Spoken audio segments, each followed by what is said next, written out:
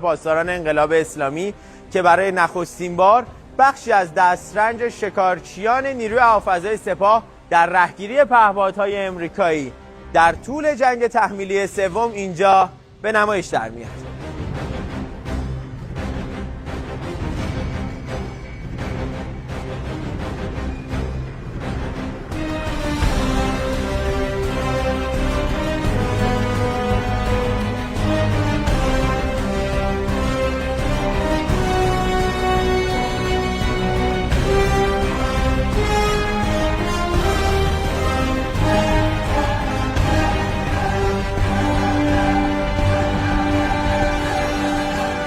شما یک بخش وسیعی از پهپادها رو پشت سر من حالا میبینید. پهپادهای MQ9، هرمس 900، هرمس 450، اینها تمام ردیف تجهیزات فنی پهپادهای MQ9 هست که با آتش پدافند هوایی سپاه سرنگون شده. حداقل 4 روش دارن برای جلوگیری از رهگیری توسط سامانه‌های پدافند هوایی.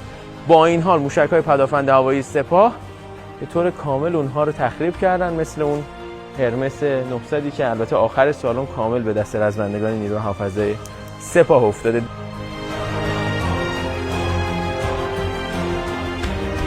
در مورد جزئیات این رهگیری ها با یکی از افسران ارشد پدافند هوایی سپاه گفتگو خواهیم کرد. از فرماندهان ارشد این یگان هست که تونستن با ارتقاهایی که در خلال جنگ تحمیلی دوم تا سوم در سامانه‌های پدافند هوایی سپاه بدن این شاهکار رو رقم بزنن.